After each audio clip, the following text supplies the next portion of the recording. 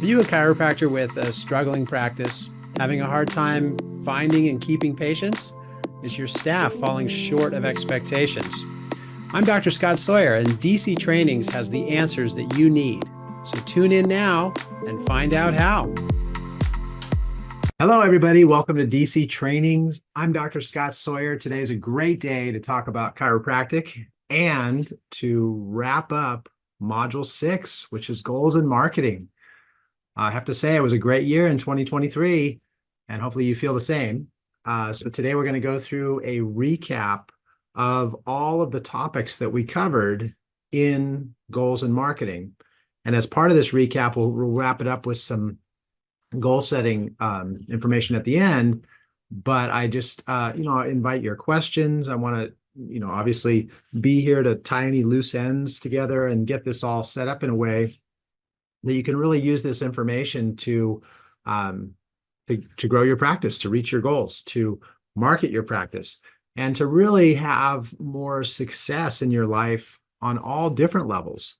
I mean, obviously, as chiropractors, as chiropractic assistants, we work hard and we really dedicate ourselves to our patients and to caring for our patients, which takes a lot to do.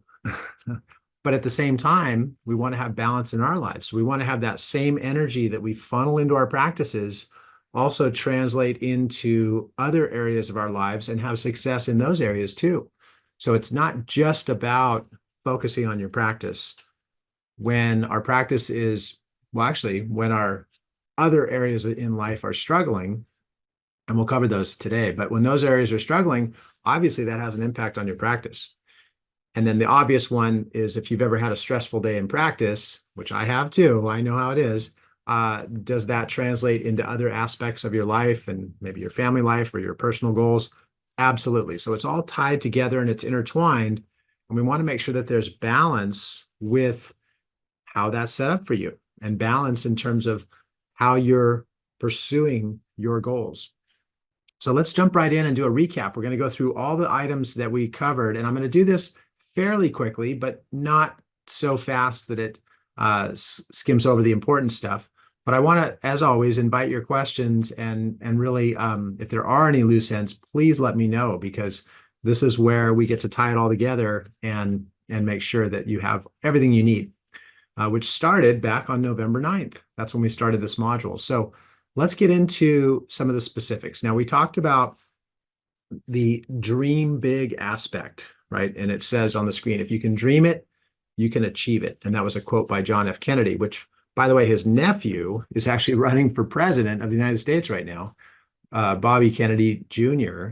And so that's pretty exciting. I think he's running for the independent party, but I'm excited. That's another Kennedy that's running. And so anyways, we'll see how that goes. But this was a nice quote because really it has to start with your mindset. And what we did in this exercise was we literally wrote down everything that you are dreaming about, and just doing this exercise at least once a year for yourself, for your family, for your children, for your CAs, your team, is really powerful. And what even becomes more powerful is when you look back over the years and see what you wrote down in previous years and how many of those items you were able to check off the list or accomplish because you wrote those down and actually put pen to paper. So that was a fun exercise. I recommend you do this every year with your team and with your family. We then dove into the specifics of goals, right? Goals defined are a measurable end result having one or more objectives to be achieved within a fixed time frame. I just want to remind everyone that this Saturday we have our live seminar. I'm just going to bring out a book here for a moment because I actually got a copy of this book that I'll be giving to you at the seminar. So this is a great book, and it talks about what I'm referring to, which is those goals and really structuring goals. And that's why on the screen, and that's a key definition that we want to be using in many aspects of our lives. Translate that over to marketing, right? Goals and marketing. So marketing defined as an ongoing communications in a way that educates, informs, and builds relationships over time. So given that those two definitions, we want to use our goals to form structure and to have organized action steps or activities that we embark on a daily basis, on a weekly basis, on a monthly basis, on a quarterly basis, on an annual basis, on a lifetime basis, right? They all feed into each other to create this perfect big picture, excuse me. And then within that, we have this aspect of our practice, which includes marketing. And marketing, a lot of times people translate into this whole sales aspect. But really, it's what it started with on the screen. And I'll jump back to that because what it's really boiling down to is what? Ongoing communications. And I talked about this at the last webinar where we talked about ongoing communications, meaning staying in touch with your patients, right? Being top of mind for your patients when they need us most. Whether we perceive that or they perceive that, we want to make sure that we're there for them when they need us. Now, for those patients that get the idea that ongoing chiropractic care, which I use myself, is a better form of utilization than crisis care for pain relief, well, those patients, we have this easy ongoing communication pathway. But for the patients that opt for a different approach, which is more of maybe a pain relief based approach, which I understand, that's fine. We want to be there for them when they need us too. So I think these two definitions are really important. And that's how we started the module for module 6. Now, next up, we dove into achieving your goals, right? And we really structured how to achieve your goals. This blended into, and all of these are tied together, but we talked about really structuring clear goals. And I would just ask you now, and you don't have to, I'm not going to open up your lines, but in a raised show of hands, how many of you have actually written down your yearly goals? What are your goals in 2024? Are they clearly written? Do you know exactly what you're going to strive for and make sure that you pursue getting there, right? It's really easy. There was actually a story that we told at one of the former seminars. My dad, Steve, was teaching that seminar with me, and he told the story about the perfect, the bullseye shot that this person would make every time he shot for the target. He would hit the bullseye every time. And it was later discovered in the story that he would shoot his arrow and then he would paint a target around where the arrow had struck. And obviously that approach is a little backwards and makes it a lot easier. We want to actually have a calculated approach to pursuing our goals, and knowing what they are is the first step to take in that direction. So on the screen, yearly goals, I hope that all of you have filled this out. If you haven't yet for 2024, please write that down on your to-do list, get those written down, and know exactly what your goals are for the year. Once that's done, you have a much more likely chance of hitting your goals in the coming year. Then we talked about the specifics. Once those goals are written down, we kind of covered a framework of goals, right? How do we measure goals? Well, measuring goals is important because we want to make sure, first of all, that we're measuring them by time. So we know the time frame that we are striving to achieve that goal. And I'll just use a quick example. Actually, I'll cover all three of these and then I'll use the example. So by time is the first part, by amounts. So let's put a number to that goal.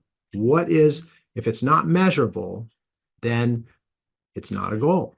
Let's plan it that way. See, there's a difference between goals and objectives, and I'll cover those later in our call today, because with objectives, that's more of an abstract idea or something that you're following, but a goal has to have a number to it. So we want to measure our goals by time, by amounts, and we want to assign a person, meaning by whom. If there's not a name tied to that number and a time frame, it is not a goal. And you might want to write that down, because I had a conversation with one of our new doctors just this week, and she was sharing with me some of the details about some challenges she was having with her team, and specifically a couple of CAs. And when she was saying this one CA this is why this is challenging, I'm kind of frustrated, this is really not working out. And I said, well, what is that CA responsible for? And she didn't know. So here we have a goal, but we don't know who is responsible for the goal.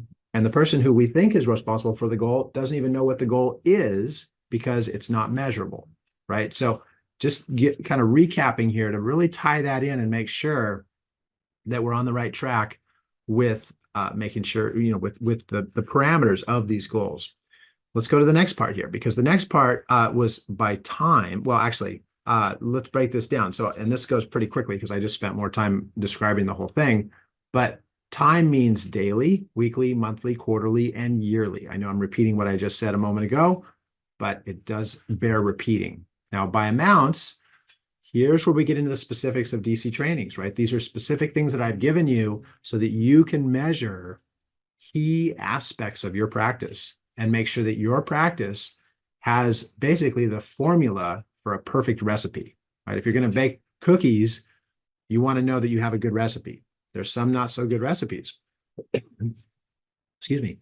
But we want to make sure we have a good recipe. So this is your recipe for success in DC trainings. We have our new patients, our patient visits, our revenue, and our profit sharing bonus.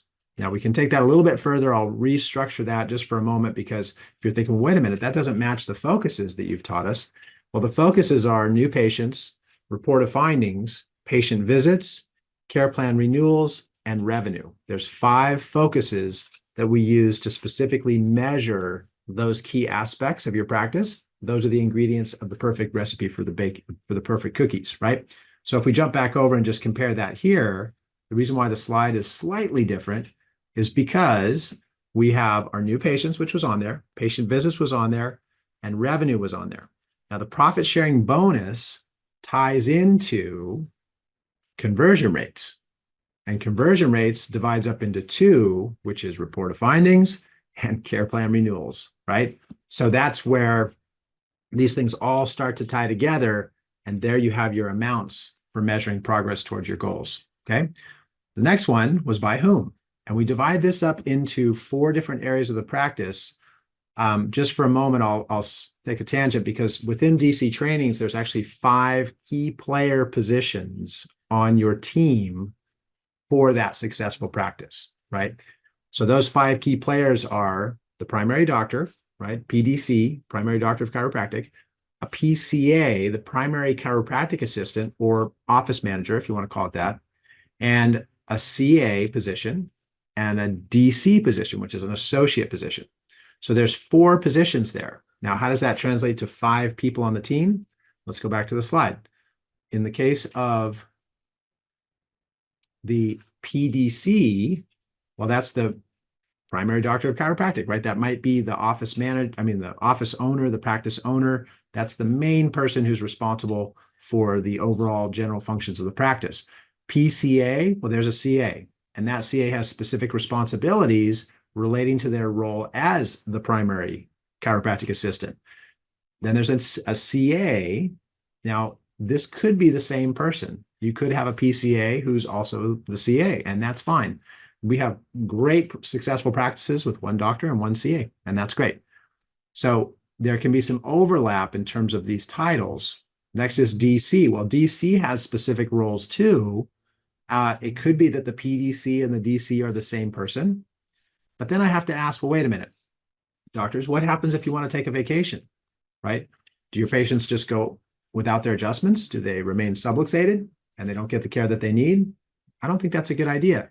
Or what if you have 1 CA and that CA wants to take a vacation? Well, who's going to run the front desk and who's going to keep the lights on and the door open for patients to come in?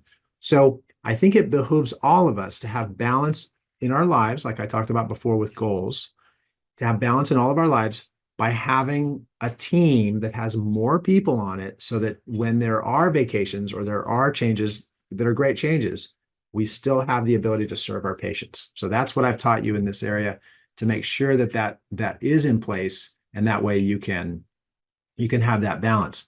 I want you to be able to take vacations. I want you to have that time off to recharge and regroup and refocus, so that when you come back to the office, you're fully focused in terms of taking care of patients and providing the best environment for them to get the care that they need. And to do that, we want to make sure that by whom is accounted for in the process of setting goals. Now, we talked about the different areas of balancing your life. And obviously the career part, which you'll see on the bottom left, that's just 1 spoke on the wheel. We want to make sure that we have a balanced wheel. And in that balanced wheel, we have these 8 categories, right? So we just covered career a little bit. In the big picture, we talked about family, spiritual, mental. health, social, financial, and adventure. And I'll come back to those in just a few minutes. But just to give you a sneak peek, we talked about that in terms of balancing your life around your goals. Moving ahead, we also talked about some financial planning success. And this is great because I think, as doctors, many of us have been in practice for a long time. Dr. Knitsch, I see you on the call, Dr. Davis, and well, I'm not going to go down the whole list, but anyways, I see many of you that have been in practice for a long time. And in that regard, you've probably got some good information and a relative familiarity with how to structure your financial picture. But we all hire new CAs from time to time. And when a new CA comes in, oftentimes they don't have experience with this. And I think it's a great asset for a CA to work for an employer who has interest in their personal balance and their personal stability when it comes to finances. So we can help our team to maintain that financial education and maintain that financial awareness so they have better stability in their lives. And that's why we break down how to do that. So what does that mean? That means, and we talked about this, but 3 separate bank accounts. There's a wealth account, emergency account, and pleasure account. Pay yourself first. So whenever you get your paycheck, there's 3 separate checks that you're going to write from that paycheck. There's a wealth account, emergency account, and a pleasure account. Okay. Now, I recommend 10% goes to your wealth account, 5% emergency, 5% pleasure. That way you're saving 20% of your income into an account or into separate accounts, rather, that are lending themselves or are leading up to you having complete financial independence and self-security. So that's what we want to lead up to by creating that. Now, next up was team accountability. I think maybe I'm going a little bit too slow. I'm getting too involved and having too much fun with this because this is exciting stuff. So I'm going to go a little bit faster. Week 2, we talked about team accountability. We talked about that meeting formats, right? Meeting formats are important. We want to have our mission statement. We want to have previous meeting notes. We want to have reports. Those are success rates and action steps. We want to have a PDC report, meaning that the practice owner says, here's how we're doing, folks. Here's what's going on. Here's the items that we're all responsible for individually, right? Then we want to have an open discussion. So this is a general meeting format. This is going to be happening continuously on a regular basis. And let's actually look at that here. Oh yeah, repeat our weekly goals. Sorry, I want to jump to the next slide because these are our important meetings. And in those meetings, I showed you how to follow that specific format. So each meeting has that exact format. There's some variations depending on if it's a daily, weekly, or daily meeting or a annual meeting, etc. But I showed you how to really structure your meetings in a way, and then I showed you how to schedule them in a way so that you have this progressive accumulation of results and this progressive chain or progressive, what's the word I'm looking for? Journey towards reaching your goals. Sorry, lost my train of thought there. So we talked about those important meetings. Now, I hope that all of you are having these meetings, critical meetings. And if you follow the format that I just showed you, there will not be time wasted in these meetings. Okay. We talked about progress reports, right? The progress reports, excuse me, are very simple, but they're measurable, like we talked about, and they're responsible, they're accountable to an individual, which we talked about, and they measure specific key areas. Now, I like the weekly report, and I hope that all of you have your binding with you. Binding. Funny, Freudian slip there. I had an injury that last weekend, I was playing in the snow, snowboarding, and a woman hooked into my snowboard binding with her ski, and we both crashed and wiped out and bruised my elbow. She's okay, which was great. But I think I might have caused a subluxation, but I got adjusted, so that was good. But anyway, so that was probably why the word binding was in my mind. I had a little binding accident this weekend. But your binder is very important. And for those of you who are coming to the seminar this weekend, be sure to bring your binder because that's one of the ways that we track your involvement in the seminars and the information that you're getting. Plus, we're going to be giving you a brand new packet. This is our hot off the press, Module 1, 2024 Team Development materials. So we have this for you that has all new materials in it. And those are, we'll also have those for you. Actually, we mailed those, so you'll have those in the mail. But be sure to bring your binder to the seminar on Saturday with your new materials, because we're going to work through them. We're going to roll up our sleeves and work through them. And we're going to tie in some of the key aspects of this book, which I'm sharing with you, into that, into the seminar. So it'll be a lot of fun. It'll be a great day. And I'm looking forward to seeing you all there. Okay. So that was, anyway, so the weekly report is where it starts, right? So this is in terms of progressive reporting of your progress towards your goals. So we have the progress reports. That's the weekly report right there. Sorry. And we have the progress on the website. This is called Input Daily Results. So this is where you just pop in your numbers. And then from there, the system plots out your success rates and shows you exactly how you're doing towards your goals on a continual basis. So I really love this system. I want to just, oh, there we go.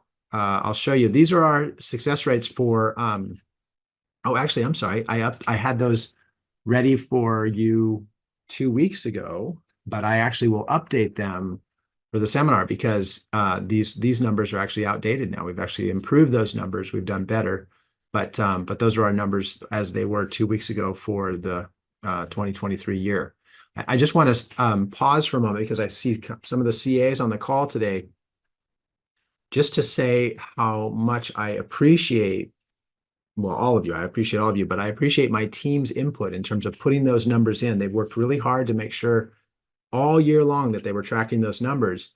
And for me, that's very rewarding when I can actually look at those numbers and just see how well we're doing towards our goals for the year. It's very exciting. So I just want to thank everyone who's using that, and thank you for your feedback and participation. Okay, so then we talked about referral marketing. So how many of us get regular referrals from our patients, right? This should be a daily thing. You should be continuously having referrals. We talked about 3 ways to initiate and stimulate more referrals into your practice. The first one is referral marketing. That's through the coupons. I'm sorry, not coupons, but word of mouth. I'm sorry, word of mouth. How to talk to people, how to stimulate referrals, how to meet people and generate a new patient, all of that. We talked about the testimonial marketing, right? And this is all in your materials, right in your binder. Model 6, I've actually got it right in front of me here. And this is, sorry, just to grab this quickly so I can show you, but this is all laid out for you on the referral marketing outline and script. So that's right there for you. We talked about that part, which was, there was 3 parts to referral marketing. And I showed you those 3 scenarios. We talked about testimonial marketing, where I showed you how to create professional, stimulating testimonial displays. Then we talked about the coupon marketing, which is a way of handing out coupons to your patients to stimulate more referrals. Excuse me. And we tied that in with not only the coupon, but we tied it in with the condition of the month and the patient of the month. So that's another added benefit and way that you can stimulate more referrals from your existing patients. So we went through those. And as I'm saying this, I'm realizing, because I see who's on the call, I know many of you have these in place already. So again, I'm really looking forward to seeing your success rates and sharing those on Saturday and talking about your big wins, because that's it all. It's the accumulation of all those little action steps that lead up to having these big successful years in practice and looking back with fond memories and with lots of success. So we went through those with referral marketing. We also talked about appreciation marketing, which is how you really show your patients that you appreciate them. You give back to your patients and really show involvement in the community. So that's a great additional benefit to marketing your practice. And then we went into health talk marketing. And in this one, there's really 2 health talk marketing avenues. There's the orientation, in which all new patients come. I gave you the supply list. That's not much. You want to have specific content because this maximizes education. And when you maximize education, you increase retention of your patients. So you don't even have to have as many new patients because you're retaining many of them that come in. Then we talked about, I actually just had my orientation this Tuesday. We talked about the close, and the close is important to generate more referrals and more new patients. And that kind of ties back into the referral marketing. But I just did my orientation this week on Tuesday. We had a great class. I had lots of good feedback, and it really is a very keystone part of your marketing program in your practice, and it doesn't cost you any money. So it's really kind of a no-brainer to make sure that you have that in place. So if you have any questions on the orientation marketing, let me know. And next but not least, the nutrition class. So how to set up a nutrition class and teach nutritional components. And it's a great way for those of you who want to market outside of your practice with other businesses in the community. This is a great avenue to tie in. So all new patients come to the nutrition talk. I gave you the supplies to make it a great presentation. I showed you the content as far as, I would say maximizing education, but it's actually more than that. It's more about the close, which generates more health talks so that you can go out and speak to companies and around your community and have lots of engagement in the community for new patients. Okay. So you become sort of the go-to source or the trusted doctor in town with all the right information. We talked about spinal screening, and I know this one, I don't do a whole lot of, excuse me, I have a tickle in my throat today. There, okay. We talked about, I don't do a lot of spinal screenings out in the community as much currently. I may come back to it. I don't know. It's always changing. But right now, I don't currently have a lot of spinal screenings. I do my spinal screenings one-on-one with individual people that I meet. And so I showed you how to do that through the spinal screening marketing outline and script, and really how to just on the spot be able to meet somebody and encourage them to schedule an appointment and come in and see you as a new patient. And that's a great skill to have anywhere you are at any time. We then dove into internet marketing. And in this section, we talked about really putting the right information out on the web. And essentially, it comes back to your website. But we talked about some of the testimonial topics. So this goes back to the referral marketing. See how this all starts to connect together? We talked about the referral marketing, and then we get into the testimonial topics. And these are the topics that if you're going to market those on the internet or put that information out there, these are the topics that you want to be using. So this is the stuff that you want to be posting on your Facebook page, on your Instagram page, on your website. These are the types of topics that are going to attract more people to come and see you as new patients. So we talked about how to structure those areas. So obviously amazing results, right? My back pain's gone, my headaches are gone, my digestive problems are gone. Fast, efficient service. People really want that these days, especially, going to a doctor's office can be quite a long ordeal, right? So if we can market that we have fast, efficient service, great. That's very attractive. Great staff, right? They want to know that when they come to the office, they're going to be treated professionally and with caring empathy. A comfortable process, right? The process of getting adjusted. I just adjusted a new patient yesterday, and she actually, I'll just share this with you quickly because she came in with her husband the day before. That was her report of findings, and I adjusted her the day before, and that went well, right? She came back for her second adjustment, right? Her third appointment, second adjustment, and she was much more comfortable in the sense that she shared with me that she was completely freaked out about getting that first adjustment. She was so nervous because a friend had told her about an adjustment that her friend had that was awful.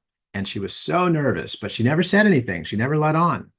And when she came back for her second adjustment yesterday, it was great because she said, "Hey, I just want to tell you, I was so nervous about that first adjustment. I was literally, my hands were sweaty." I remember she said that my hands were sweaty. But when I realized how comfortable it was after that first time, today I'm really happy, and this is great because I know it's going to be comfortable. So she didn't even tell me that beforehand, but it turned out that it was a great thing. So can we market that? Absolutely, right? Comfortable process. That's huge. Affordable, right? So many, especially with inflation and the economy and people being nervous about inflating costs. If your office is known as an affordable place to come and receive chiropractic care, that's a huge asset. That's something that we want to be marketing. So we want to use those testimonial topics in our internet marketing. Now, I'll just kind of wrap that up quickly but I do want to emphasize something, because let's say you have a patient who says, starts their report of findings and was really nervous about the cost and then you worked with them. Maybe you changed their care plan a bit or you modified their appointments, but you worked with them and they were so happy that, hey, I can get adjusted. This is great, right? In that context, that's the time to say, would you be willing to just share that on a quick little video? It'd be so great to share that with other people. Sure. Grab your phone, record a 30-second, 1-minute video, whatever it is, of you with that patient and that patient saying, hey, everybody, guess what? I thought it was going to be impossible for me to get the care that I need. And yet it was totally affordable. I'm so glad I came to this office. Done, right? And then post that on your internet marketing sites and away you go. So just little things like that you can share will have a huge impact in terms of how people perceive your practice when they're shopping around for a chiropractor. So anyway, so that was the topics there. There we go. Let me jump ahead because we also talked about different aspects of marketing, right? There's local marketing. Check the internet and see what numbers show up for you, what names show up for you, what website shows up. Make sure that when somebody types in, John Kinich in Davis, not Davis, Tracy, not Tracy either. I'm sorry, Dr. Kinich. I know where you practice, but I think it's in Davis, but it's not actually. Anyways, wherever you practice, right? If they type in, well, here, Santa Cruz chiropractor, I'm in Santa Cruz. If someone types that in, what comes up and what does it show for you? So make sure that local marketing's in place. Social media campaign, right? Posting on Facebook, posting on Instagram. That's important, right? There's so much that we can do that costs very little money that it's exciting, the opportunities that we have. I remember I used to spend over $2,000 a month for it wasn't even a full page ad, but it was like a half page phone book ad. And I was in there with 12 other pages of chiropractors, right? And that was a lot of money every month. It doesn't cost me anything to post pictures on my website or on Instagram or on Facebook, right? I mean, I guess you could boost it if you want to, but it doesn't actually cost money if you want to just be consistent with it. Okay. We also talked about, we talked about website, but email marketing, right? And in that instance, anyways,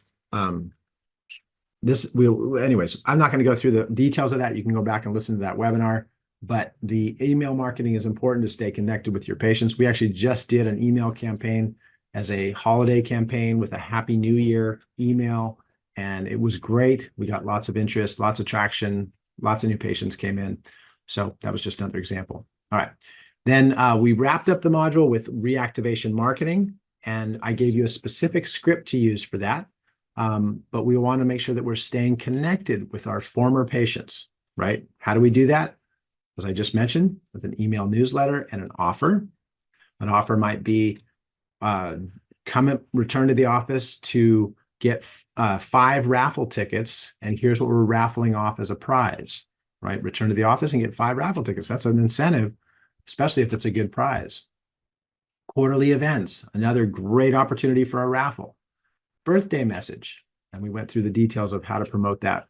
So those are just some examples of how to stay connected with your former patients. We talked about the holiday email blast, and then the biannual phone call, and that is a great way to keep your database of names and addresses and emails, all the contact information for all of your patients, both current and former.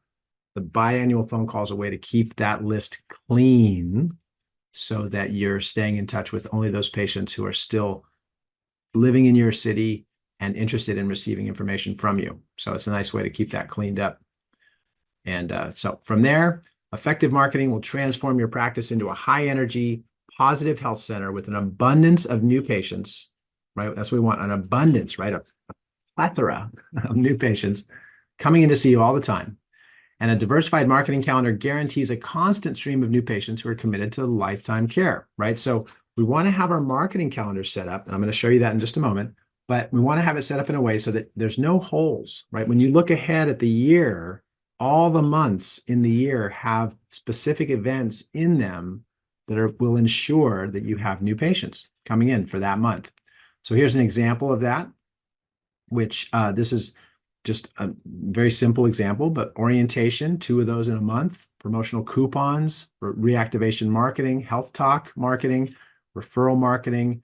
And if we have a goal, a clear goal, we have somebody assigned on that goal, so there's accountability, and we have a measurable number, then it's going to happen, right? So what would that look like? Let's say in January, our goal is to see 50 new patients. That's our goal. And then we have a CA who's specifically assigned to the focus of new patients. And the action steps are coordinate the orientation, prepare the coupons, make the phone calls for reactivation marketing, coordinate the orientation and nutrition health talks, and make sure you print out the coupons so that we can stimulate more referrals and more testimonials. And from that, those action steps and that person who's accountable, we now have our goal of, what is this? This is 45 new patients, right? So maybe we need to add to that if it's a higher goal, but there it is, right? So that's just an example of really plotting out the year and planning for success. So add events to fill each month, track the new patients from each event, repeat the successful events. Now, I'm going to go through a couple just to kind of wrap up this module. And actually, this is a good time. If you have any questions, just raise your hand. Happy to open up your line. But let's go through just kind of a summary of some of these areas. So with the marketing calendar, it's a good idea for the PDC and the PCA to organize the marketing strategies, really to talk about what the right numbers are, what the right events are. Let's plan the year, right? Let's talk about what worked last year, what didn't work, and then assign team focuses, right? So we want to assign people to different aspects of that. Now, if you have more than one CA, well, actually, I'm sorry, I'll say that the other way. If you have just one CA, it's easy. Everything goes between you and that CA and you're done. But if you have a larger team, you want to make sure that you're playing on the strengths of each of those team members that can really rise to the challenge for those areas. You might have a CA who is great on the phone, and that one you definitely want to be doing the reactivation calls.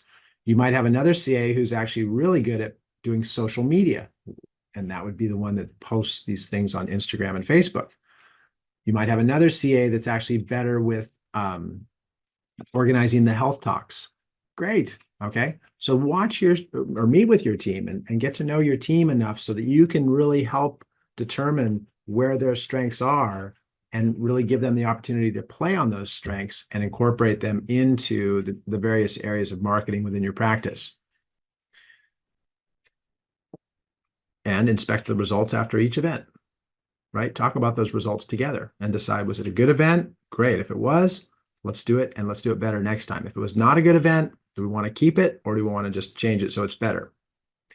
Measure the success rates. Okay, so then we're going to get into, I want to just wrap up, so I'm going to get a little bit ahead of this part here, but here's the goals form. I've given you some samples of that. You have that.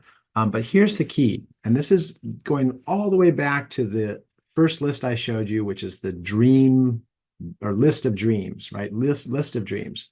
So decide exactly what you want. Use positive terms, right? If I'm going to shed some extra pounds, my goal is not going to be to shed some extra pounds or to lose 10 pounds. It's going to be, I have an ideal body shape, body weight, and I am functioning in homeostasis or something like that. Use positive terms, right? That's a way to structure your goals. We have 50 beautiful new patients every month who love the services that we provide and continue for long-term care, right? Positive terms. Place reminders to visualize. The more specific the goal, the more attainable it is. So more reminders. We have Post-its. You have your the goals tracking system, right? That's a great reminder to show you how you're tracking towards your goal. And the more specific it is, the more attainable it is. Then here's going all the way back to where we started this whole module. We want to list every goal. And this is a great exercise, as I said, to do every year with your team and at home with your family, your children. This is just great information to help us all to reach our goals in life and be more successful. So list every goal, assign categories, one of those 8 categories that I showed you, and that's listed here, right? We went through all of those. Actually, I'm going to jump ahead of this because we went through those. So one of those 8 is going to be assigned, well, I'm sorry, a goal is going to be assigned for each one of those 8 categories. to balance your life. Then once we've done that, we might have a couple of goals within one category, right? You might have a category like financial that is to pay off all your debt and to buy a house and to buy a car. That's three goals within one category, right? So we want to prioritize them. Which one should come first? Does the car come first? The house come first? Debt free, does that come first? How do you want to structure that? And then list the action steps under that to reach that goal. So in order to buy a car, I need to have the money in savings. I need to decide what car it is that I want. How much is it going to cost? All of those things. So we want to have specific action steps. And again, the more specific, the better. And then assign target dates, right? That's the catalyst to really help us to reach those goals. The catalyst is that target date. That's what really pushes the envelope to make you really go, okay, I got to get there. Not only do I have to get there, but I really want to get there by this date. And that's what really drives you to hit those action steps on time. And state a reward or a benefit. What's the reward? I have a car. I have a house. What is it? I'm debt free. I sleep good at night. Whatever it is to you, you want to have a reward or a benefit to reaching that goal and know what that is beforehand, because that will help you work harder to get it. And then set some long-term goals, right? Where do I want to be in 5 years, 10 years, 20 years? So take the time to do that. And looking at the screen right now, you want to take the time to really crystallize where you want to be in the coming years. Where do you want to be in right now? Where do you want to be? Are you happy with where you're at right now? Because if you're not, you're the one that can change that.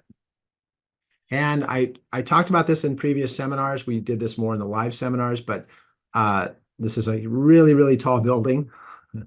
And I talked about what your core values are. The core values are the driving forces that really make you want to strive for those goals and to strive for excellence within your own personal capabilities.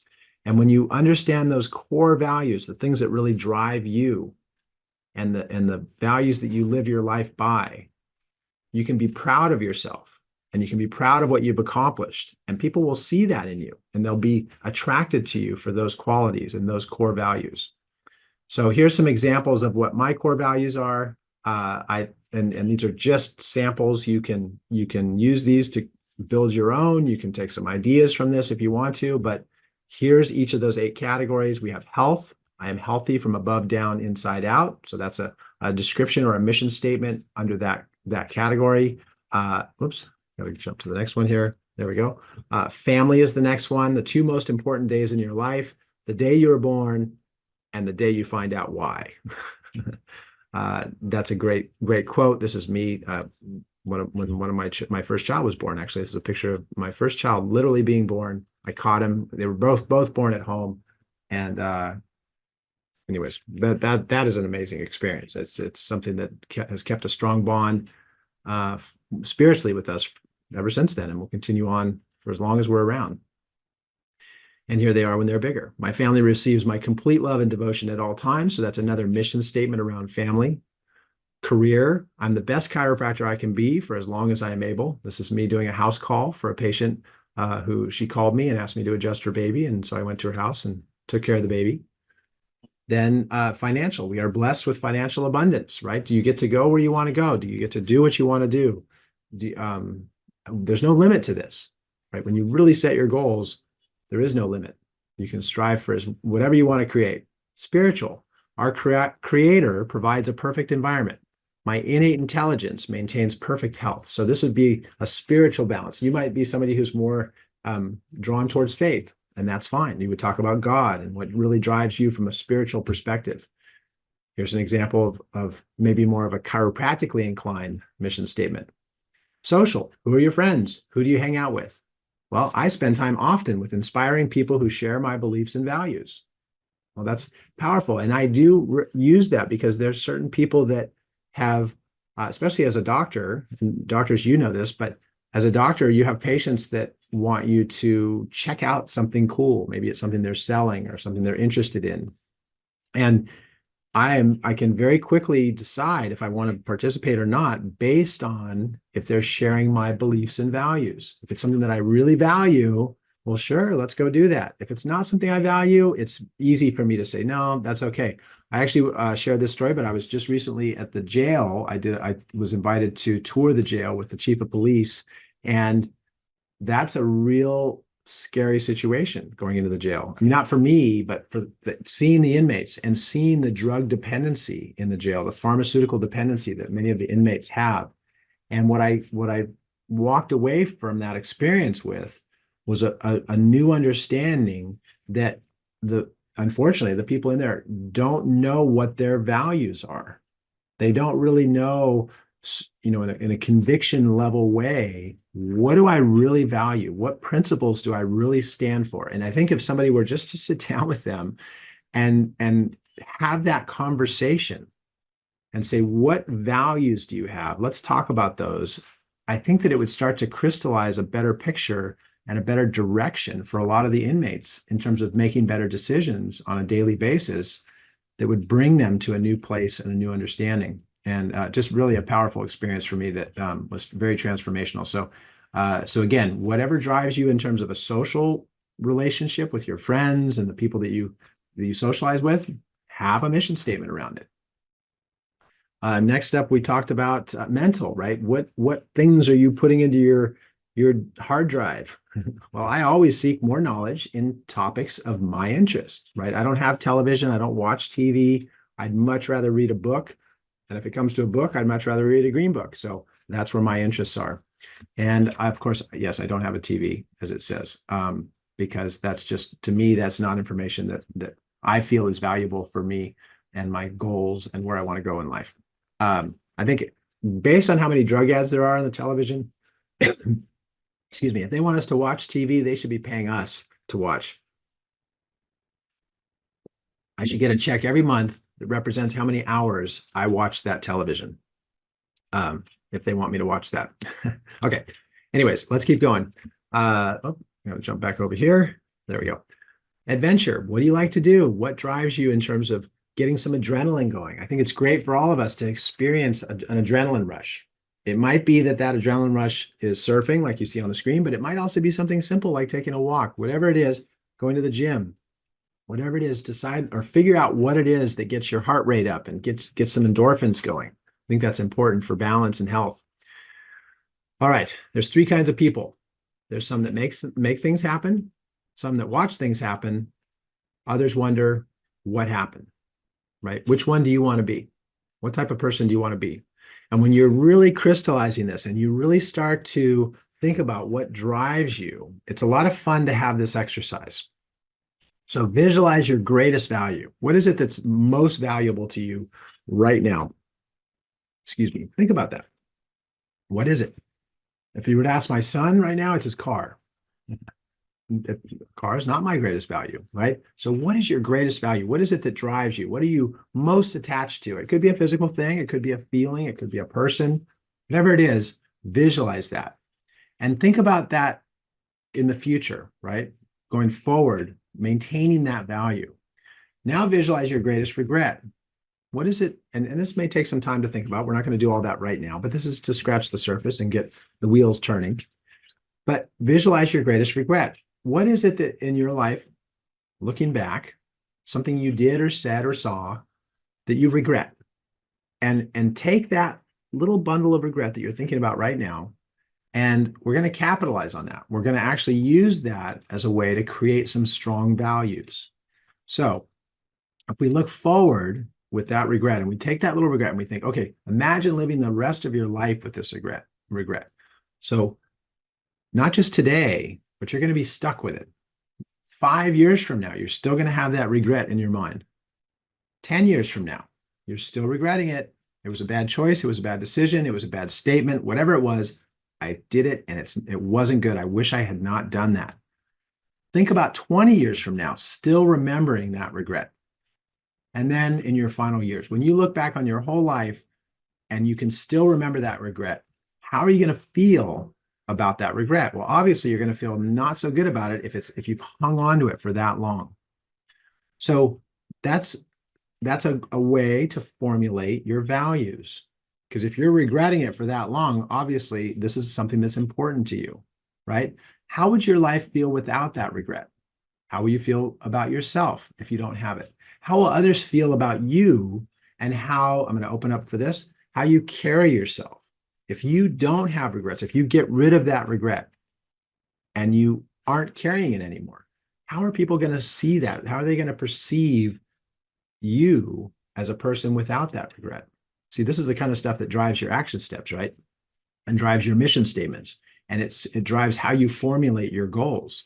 So thinking about that situation, and you're thinking about that over a huge span of time, well, let's flip that around. Let's say, imagine living your life without this regret, right? Not just now, but how about for 5 years, that thing's gone. It's not holding you back. You're not thinking about it anymore. You've let it go because you no longer have that regret. And if that could go on for 10 years or even 20 years or your entire life, you would not have that regret. This is the stuff that crystallizes goals. This is the stuff that crystallizes what you do on a day-to-day basis, the decisions that you make, the places that you go, the people that you interact with. This is the stuff that crystallizes how you will govern your life and the things you will do.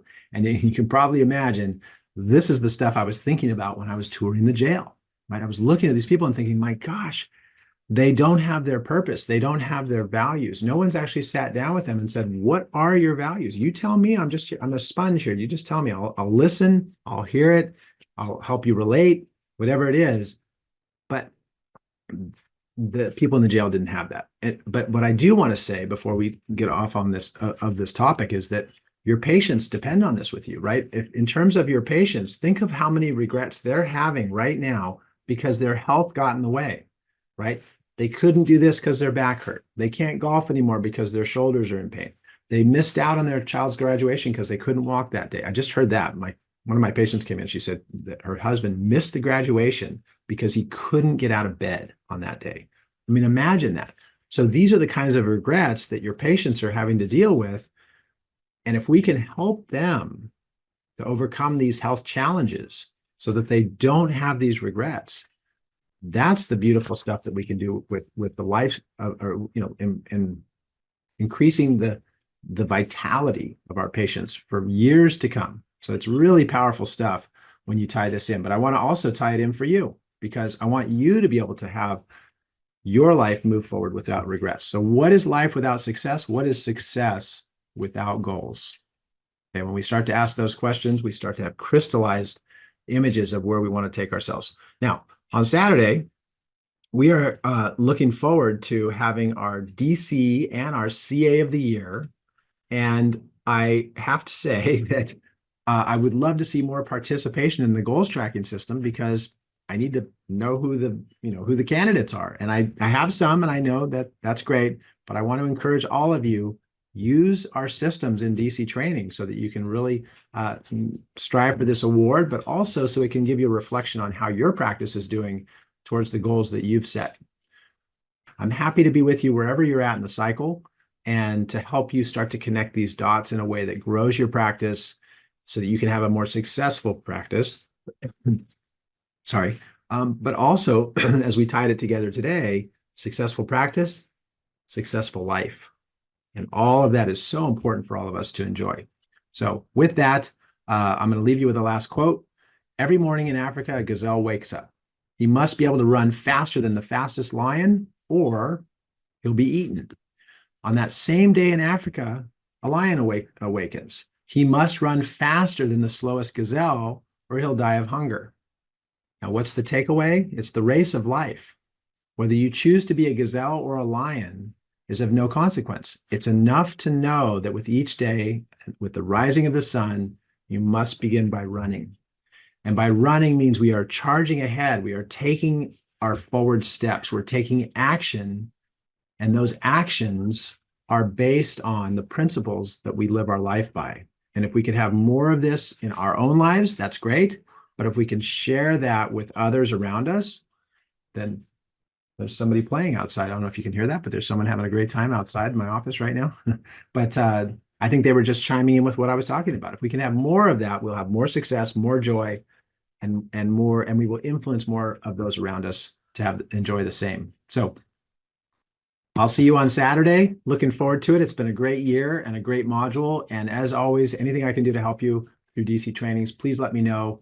Actually, and I want to just pause there for a moment because I want to give you an opportunity to raise your hand if you have any questions. But otherwise, I will look forward to seeing you on Saturday. I haven't seen any hands go up today. So we've got kind of a quiet group. So last call for questions. Don't see any hands up. No problem. I'll see you Saturday. Have a great day, and I'll talk to you soon. If you would like to become a member of DC Trainings, be sure to head on over to dctrainings.com to get started today.